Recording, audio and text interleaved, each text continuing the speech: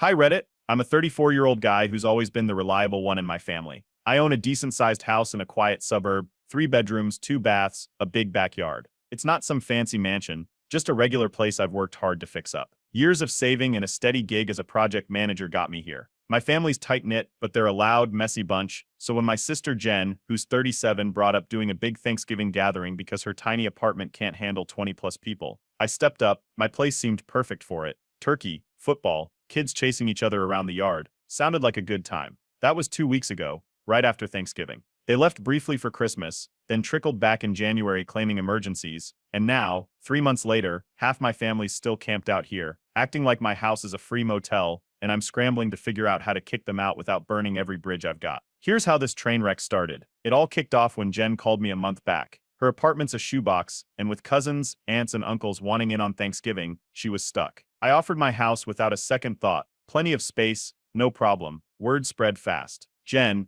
her husband Mark, their 2 kids, mom, dad, Aunt Linda, Uncle Rob, and a handful of cousins all jumped on board. Everyone was buzzing about it, planning who'd bring what. I got busy prepping. A week before the big day, I ran around town picking up extra folding chairs, cramming my fridge with food, even renting a turkey fryer from the hardware store down the street. The plan was shaping up. Thanksgiving was going to be a blast. Then the day arrived. Thanksgiving morning, 8 a.m., way earlier than I expected. Jen's car rolls into my driveway. Her kids tumble out, dragging suitcases behind them. Mark lugs in a cooler, grinning like he's moving in. I figured they just packed heavy for the day. 2-hour drive and all. By noon, things took a turn. Mom and Dad's old sedan pulls up, and out step Aunt Linda and Uncle Rob, arms full of bags, claiming they couldn't miss out. I never invited them, but they marched right in like it was their party too. The house started filling up fast. 12 people, Jen's crew, Mom, Dad, Linda, Rob, and a few cousins, crammed into my living room kitchen, everywhere. The rest crashing elsewhere after day one. Chaos hit quick. Jen's kids started screaming, racing through the halls. Mark cracked open a beer and somehow sloshed it across my couch, leaving a sticky puddle. Uncle Rob brought his scruffy mutt, and next thing I know, the dog's gnawing a hole in my rug. Plates piled up, trash bags overflowed, and the noise never stopped. Dinner came and went. Turkey got devoured. Football blared on the TV. Afterward, Jen leaned over the table, picking at leftovers, and dropped it casual like, "Hey, mind if we crash here for the weekend? It's a long drive back. 2 hours isn't that far," but I shrugged it off. Fine, they could stay a couple nights. I dragged out air mattresses, shoved furniture around to make room for Jen, Mark, and the kids. Figured that'd be it. 2 days, then back to normal. But Saturday rolled around, and the mess got worse. Dirty dishes stacked up in the sink, trash spilled over the cans, and my Wi-Fi tanked from everyone streaming on their phones. No one lifted a finger to help. Sunday morning, I expected suitcases by the door, car engine starting. Nope. Jen stretched out on my recliner, saying they'd head out Monday. Mark mumbled something about fumigation at their place. First I'd heard of it. Aunt Linda just shrugged, flipping through channels on my TV like she lived here. Then it hit me. Sunday night, I walked past the guest room to grab a glass of water.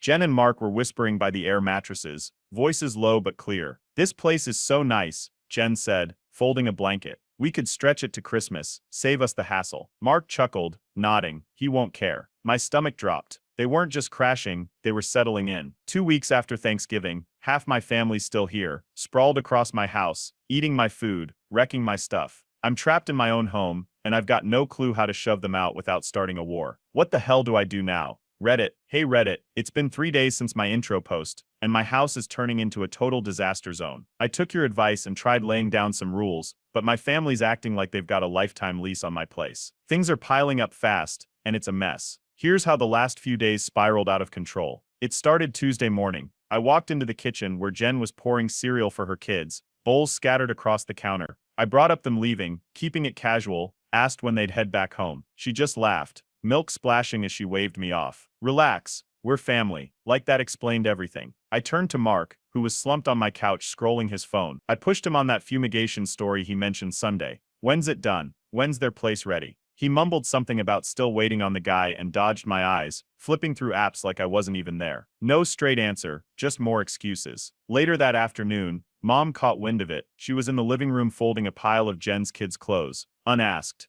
Of course, she spun around, hands on hips, and laid into me. My own mother, telling me I'm rude for even asking them to go, that I've got no sense of hospitality. The word selfish got thrown around more than once while she stacked socks like it was her house. I walked away, but the guilt trip lingered. Then came Aunt Linda. That evening, she was lounging in my recliner with a glass of red wine. She shifted, and the glass tipped. Dark red splashed across my light gray carpet. A big ugly stain spread out. She waved her hand, promising to clean it later, but it's still there, soaking deeper every day. The kids made it worse. Wednesday morning, Jen's two little terrors were racing around the living room, playing tag. One of them slammed into my side table, and my ceramic lamp, nothing fancy, but I liked it, crashed to the floor, shards everywhere. Jen poked her head in from the kitchen, saw the mess, and just shrugged. "They're just kids," she called out, then went back to scrolling her phone. No apology, no cleanup. Meanwhile, the house was straining under all this. The washing machine ran non-stop. Towels, clothes, sheets piling up in the laundry room. Water's been gushing all day. Showers,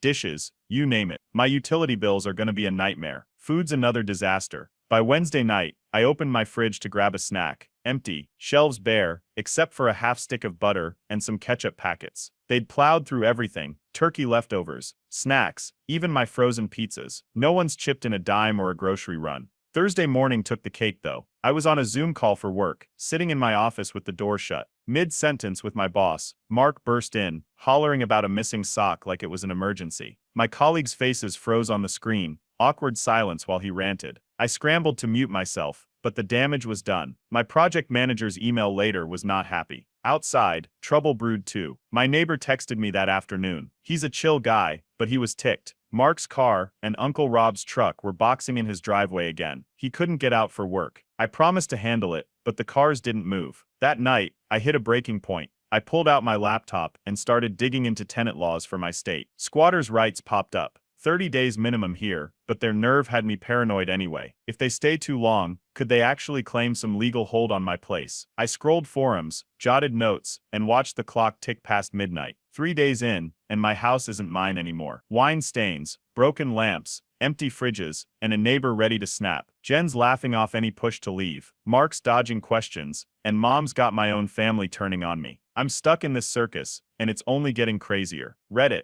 I'm drowning here. What's my next move? Hey Reddit, it's 2 days since update 1, and I've had enough of this madness. Your comments about quitting the nice guy act and looking into legal stuff flipped a switch. My house isn't a free-for-all anymore. I want it back. Today, I dropped an ultimatum, and everything blew up fast. Here's how it all unfolded. Friday morning, I called everyone into the living room. Jen's kids were sprawled on the floor with toys, Mom was wiping down the coffee table, and Mark was nursing a beer. I stood by the TV, hands in my pockets, and laid it out plain. Everyone's out by Sunday night. No exceptions. The room went nuts. Jen jumped up, clutching her kids' shoulders like I'd just tossed them to the curb. Her voice hit a pitch that rattled the windows, screaming about me abandoning them. Mark didn't even look up at first, just muttered under his breath that I'd regret this. Then he stormed across the room, slammed the guest room door so hard the frame splintered, and disappeared inside. Mom started crying right there on the couch. Tears streamed down her face as she clutched a throw pillow, going on about how I've changed, how I don't care about family anymore. Her sobs echoed through the house, while Dad just stared at the floor. Aunt Linda kicked it up a notch, flopping into my recliner and fake sobbing about having nowhere to go, even though I'd reminded her weeks ago about her empty condo 20 minutes away. Never mind, she's got a condo 20 minutes away, paid off and empty. The performance was Oscar-worthy, complete with sniffles and dramatic gasps. Later that afternoon, I caught something that lit a fuse. Mark was out back, pacing the yard with his phone. I peeked through the blinds and saw his screen, texting some buddy about sticking around longer because he won't do shit. My blood boiled. That's when I made a move. I grabbed my phone, ducked into the bathroom, and called a locksmith. Whispered the details. Rekey all my locks Monday morning if they're still here. He booked me for 8 a.m. No questions asked. The mess kept piling up. That evening, I shifted the couch to vacuum. 3 greasy pizza boxes were stuffed behind it, crusts and all, not just forgotten, shoved there on purpose, stinking up the place. I hauled them to the trash, gagging the whole way. Then my neighbor texted again. He'd messaged before about the cars, but now he was done. Noise from Jen's kids and Mark's late-night stomping had pushed him over the edge. He threatened to call the HOA if it didn't stop. I shot back a quick apology, begging for a couple more days to sort it out. Work took a hit too. Saturday morning my inbox pinged. My boss following up on that sock-shouting Zoom disaster. His email was short but sharp. Focus, or we'll need to talk. My stomach dropped. Years at this job, and now it's hanging by a thread because Mark can't keep his voice down. Back in the house, Jen was flipping pancakes like nothing happened,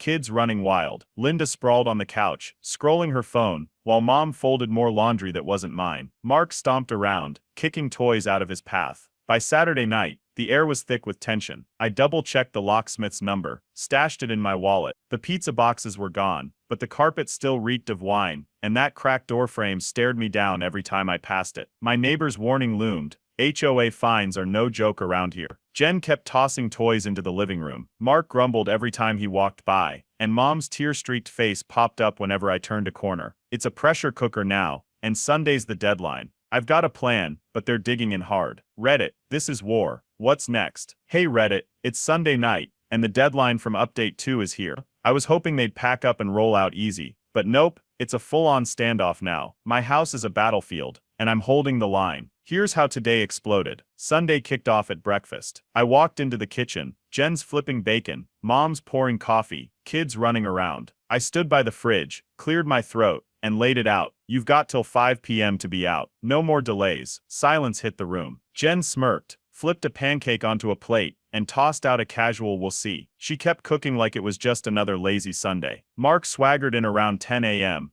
already stinking of beer. He got right up in my face, close enough I could smell the cheap lager, growling that I can't make them leave. His fists clenched, but he backed off when I didn't flinch, stomping to the backyard instead. Mom cornered me by the stairs after that. She grabbed my arm, pulling me into the hallway away from the chaos. Her eyes were wet, hands shaking as she went on about the kids, how they need this, how I should let it slide just for them. Guilt trip in full swing, but I shook my head and walked away. Meanwhile, Aunt Linda parked herself on my couch all morning. She sprawled out, blanket over her legs, coughing loud and fake every few minutes. Claimed she's too sick to pack. Sounded more like a bad actor than a flu victim. The kids turned it up a notch by noon. They ran into the living room, dumped a bucket of Legos across the floor, hundreds of little bricks scattered everywhere. Jen poked her head in, laughed, and called it their protest against leaving. No one picked up a single piece. Then the neighbor showed up, around 2 p.m. He pounded on my front door, red-faced and done. Mark's car was blocking his driveway again, third time this week. I stepped outside, hands up, apologizing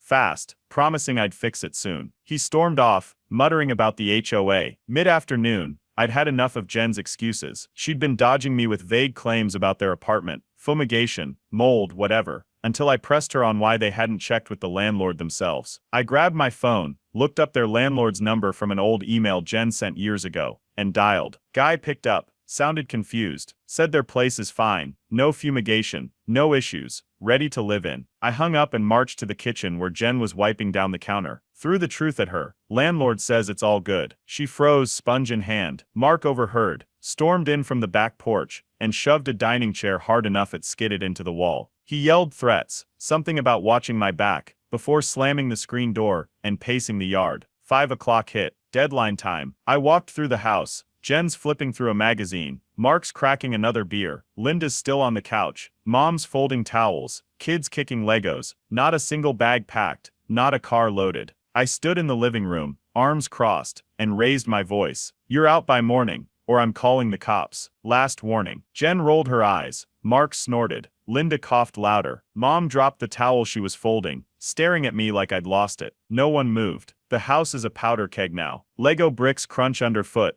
Bacon grease stains my stovetop, and that chair's got a dent from Mark's tantrum. My neighbor's one step from reporting us, and my phone's got the locksmith on speed dial for tomorrow. Jen's lies busted. Mark's itching for a fight, and Mom's guilt trips are non-stop. It's past 5 p.m., and they're still here, daring me to follow through. Reddit, this is crunch time. What's my play? Hey Reddit, it's Monday afternoon, and I've gone full nuclear. After last night's standoff from Update 3, I woke up ready to take my house back. No more playing nice. Today was a whirlwind. Cops showed up, fights broke out, and I've got some wins, but it's not over yet. Here's how it all went down. Monday started early. At 7 a.m., I marched into the living room, where Jen was sprawled on the couch, kids still asleep on air mattresses. Mark was chugging coffee in the kitchen, Mom and Dad flipping through a newspaper. I stood in the doorway, voice steady, and dropped the hammer. You're trespassing. Leave now. Jen bolted upright, eyes wild. She snatched a sneaker off the floor and flung it toward the wall by my head in a frustrated huff, leaving a dent in the drywall. Her screams about me ruining her life, bounced off the ceiling as she stomped around, waking the kids. Mark stormed in from the kitchen, coffee mug still in hand. He got right up in my grill, 6 inches from my face, breath hot and sour, growling that I'd regret this. His shoulders squared like he might swing, but I stared him down, arms crossed. He backed off, slamming the mug on the counter so hard it cracked. I didn't wait for round 2, grabbed my phone, stepped onto the porch, and dialed the non-emergency police line. After an hour of explaining it wasn't just family drama, but a trespassing mess, sirens started faint in the distance. Back inside, Mom lost it. She latched onto Dad's arm, wailing loud enough to rattle the windows about me breaking the family apart. Tears soaked her shirt as she clung to him, Dad just patting her back, silent. Aunt Linda pulled a new trick. She shuffled to the dining table, groaning, and claimed she lost her car keys. Started patting her pockets, fake hunting, as those sirens got louder. Stalling, pure and simple. By 8:30 a.m., a patrol car rolled up. 2 cops stepped out, big guy with a clipboard, smaller one with a radio. I met them at the door, showed my deed from the filing cabinet, and walked them through it. Thanksgiving invite, 2 weeks of chaos, no one leaving. Jen jumped in fast. She dragged the kids in front of the cops, hair a mess, claiming I'd told them they could stay forever. I pulled up my phone, scrolled to the old text with Jen.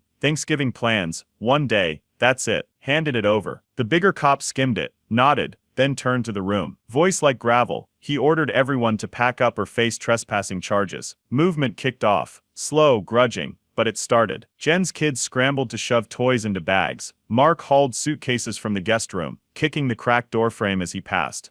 By 10 a.m., Jen, Mark, and the kids were out. Jen flung a backpack over her shoulder, glaring daggers, and marched to their car. Mark tossed the last bag in the trunk, revved the engine loud enough to wake the block, and peeled out. Dust settled, but the house wasn't clear. Mom and Dad stayed put, Mom sobbing into a tissue on the couch, Dad flipping channels like nothing happened. Linda lounged by the window, still searching for those keys. Uncle Rob stretched out in my recliner, cracking open a soda he'd snagged from my fridge. The cops gave them a hard look, then turned to me, said they'd be back if I needed more help. The locksmith showed up at 11, right on schedule. Rekeyed the front door while the holdouts watched from inside. New keys jangled in my hand, but the back door and garage still needed doing. The living room's a war zone, Lego bricks everywhere, dented wall, cracked mug shards on the counter. My neighbor poked his head over the fence, nodded approval when he saw Mark's car gone. It's progress, but Mom's cries echo down the hall, and Linda's fake coughs keep cutting through. Jen's crew is out, but 4 are digging in. Reddit, I'm halfway there. What now?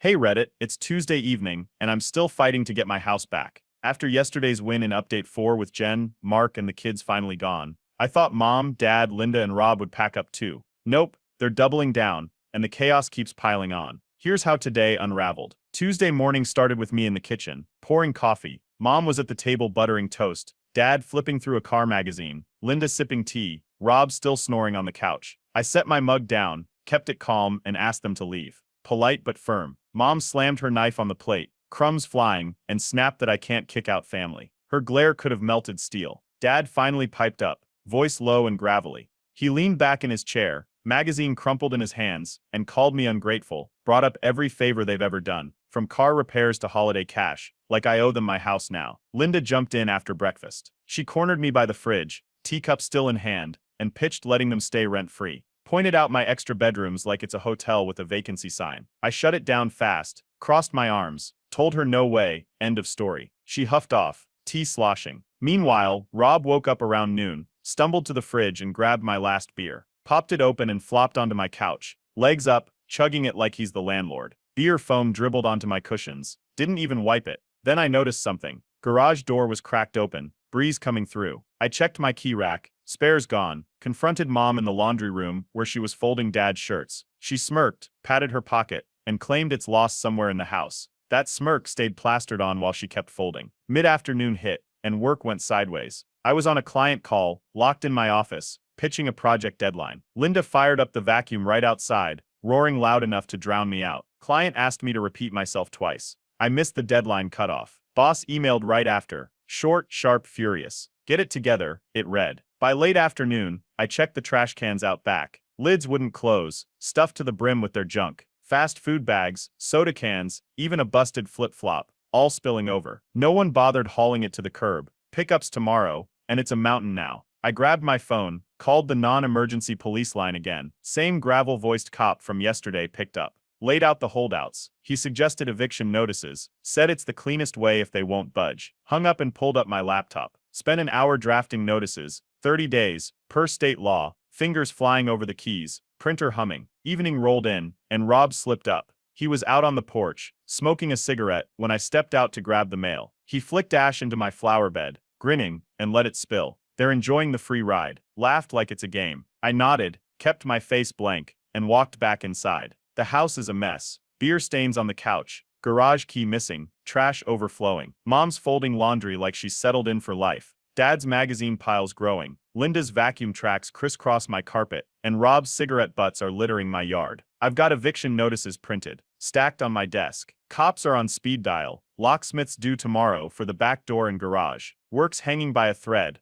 and my trash cans are a biohazard. They're not budging. Mom's smirking. Dad's grumbling. Linda's scheming, and Rob's lounging. Reddit, I'm in deep. This is a siege now. What's my next swing? Hey Reddit, it's Wednesday night, and I've pulled the big guns. After update 5, with Mom, Dad, Linda, and Rob still squatting in my house, I went all in, served them eviction notices today. It's a hard line, but I'm done being walked over. The blowback was wild, but things are shifting. Here's how it played out. Wednesday morning hit like a freight train. I woke up at 6 a.m., laptop already open from last night's drafting. Coffee brewed while I finalized the eviction notices. 30 days, state law, no wiggle room. Pulled templates online, double-checked with a quick call to a lawyer buddy who owed me a favor. By 10 a.m., the printer spat out 4 crisp pages, names typed neat at the top. Noon rolled around, and I gathered them in the living room. Mom was dusting my shelves, Dad tinkering with the radio, Linda flipping through a catalog, Rob sprawled on the couch. I handed each one their notice. Paper crinkled as they took it. Dad exploded first. He ripped his notice into confetti, bits fluttering to the floor, and roared that I'm dead to him. Stomped out the back door, slamming it so hard the glass rattled. Mom crumpled next, dropped to the carpet, knees hitting hard, and started sobbing. Her hands clutched at the torn pieces of Dad's notice,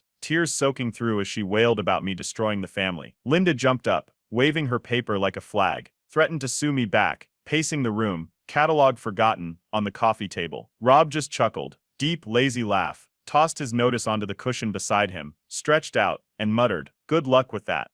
Afternoon kicked into gear fast. I grabbed my keys, locked my bedroom door, deadbolt clicked tight. Office got the same treatment, files and laptop shoved into a duffel. Drove 5 minutes to my buddy Jake's place, dropped off the bag with my work gear and some cash from the safe. Back home by 2 p.m., I dialed the water company. Explained I'd had uninvited guests trashing my place for weeks. Begged for a shutoff by Saturday morning as a last resort, and they set it for then. Guy on the phone confirmed it. No questions, just a click and a date. My ace in the hole. The house buzzed with their mess. Mom dragged herself to the couch, still sniffling, tissues piling up. Dad came back inside, tracked mud across my kitchen floor, and started banging pots around, making lunch like it's his place. Linda rummaged through my hall closet, pulling out blankets, muttering about her rights. Rob flipped the TV on, volume cranked, some car show blaring while he sipped another soda from my fridge. I ducked out to my car around 5 p.m., locked the doors, and sat there, engine off, windows up, hands gripped the wheel, knuckles white, until I couldn't hold it in. Tears hit, fast and messy, streaking down while the garage loomed in the windshield. By nightfall, the notices sat scattered. Dad's in pieces, Rob's on the couch, Linda's crumpled by her chair, Mom's soggy on the floor. The locksmith rolled up at 6 p.m., rekeyed the back door and garage. New keys clinked in my pocket, old ones useless now. Mud smears dried on the tile, TV still roared, and blankets spilled out of the closet. Water's ticking down to Monday, and they're acting like nothing's changed. Mom's tissues litter the living room, Dad's pot clangs echo, Linda's catalogs open to a lawyer ad, and Rob's soda cans stack up. I've got locks, a shutoff, and a friend holding my stuff. War's on. Reddit, what's my next shot? Hey Reddit, it's Sunday night, March 02, 2025, and this hell is finally winding down, mostly. After dropping eviction notices in update 6, I played my last card this weekend, and it cleared the board. My house is mine again, but the family fallout's a mess I can't unsee. Here's how it all wrapped up. Saturday morning kicked off with a bang, or rather, a dead silence. The utility truck rolled up at 8 a.m., guy in a vest fiddled with the meter, and bam, water shut off. No warning drip, just dry taps. Mom freaked instantly. She stormed into the kitchen, twisted the faucet, nothing. Started yelling across the house about not living like this. Voice bouncing off the walls. I leaned against the counter, arms crossed and tossed back, then leave. Her face went slack, hands dropping to her sides. Dad shuffled in from the garage, toolbox in hand. Been tinkering out there all week. He grumbled low about ungrateful kids, but grabbed a duffel from the guest room and started stuffing shirts inside. Linda moved quick after that. By 10 a.m., while she was on her phone, pacing the living room, calling some friend to crash with, dragged 2 suitcases from the corner, clothes spilling out, and hauled them to her car. Tires squealed as she peeled out before noon. Catalog left crumpled on my coffee table. Rob held out longer. He sprawled on the couch, flipping channels, sipping a warm soda since the fridge was bare. But by 5 p.m., with no shower, no flush, he caved, grabbed his backpack, tossed in a few cans and his smokes, and trudged out. Door slammed behind him. First time he'd moved fast all month. I stepped outside later Saturday and spotted the mailbox. Bent sideways, metal crumpled. Dad's truck had accidentally backed into it Friday night. Tires spinning in the gravel before he parked. Didn't fix it, just left it drooping. Sunday afternoon hit, and the house emptied out. No footsteps, no TV blaring. Quiet rolled in like a fog. I walked room to room, tallying the wreckage. Floors scratched deep from dragged bags. A cracked window in the guest room. Fist-sized hole, probably marks doing weeks back. Trash piles loomed.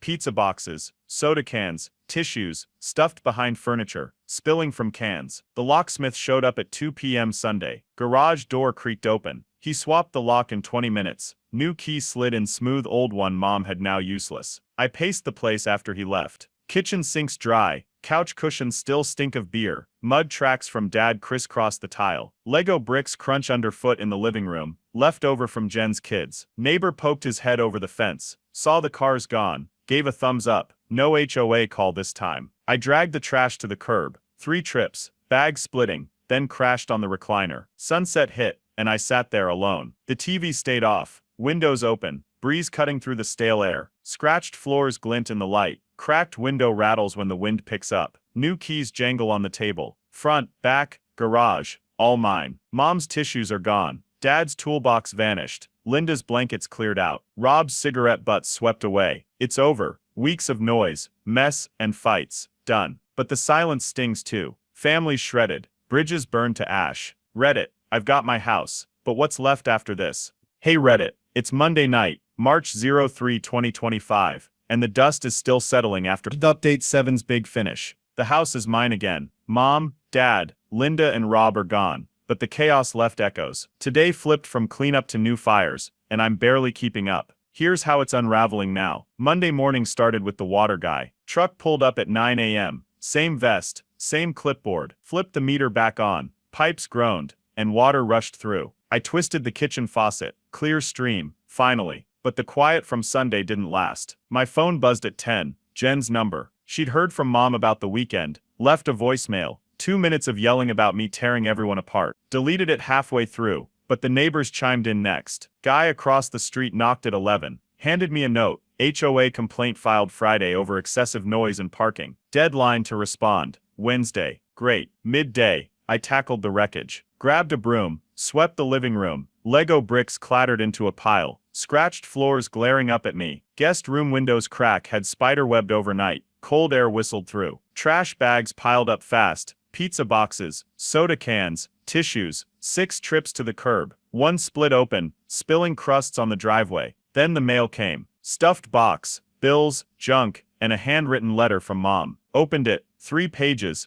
ink smudged, begging me to fix this and come to dinner next week. Crumpled it, tossed it with the trash. Afternoon brought work trouble. Boss called at 1 p.m. Voice tight, no small talk. That missed deadline from Linda's vacuum stunt last week. Client pulled out, warned me to shape up or start job hunting. Hung up, and I kicked a Lego brick, sent it skittering into the wall, denting the paint. 2 hours later, the doorbell rang. Linda's friend dropped off a box. Stuff she'd forgotten Saturday. Blankets, a chipped mug, half a catalog. Note taped on top, "You'll miss us." Shoved it in the garage, unopened. Evening hit, and the locksmith rolled in. Same guy, 5 p.m. sharp, rekeyed the side door. Last loose end, all locks mine now. Keys clinked as he handed them over, drove off. Then my phone lit up again. Text from Rob, picture of him at a bar, beer in hand, captioned, "Living better without your rules." Ignored it, but the trash truck rumbled by right after. Cans emptied, bags gone. Stepped outside, spotted Dad's mud tracks on the porch. Hosed them off, water pooling in the cracks. Night fell, and I found more scars. Kitchen counter, Gouge from Mark's cracked mug,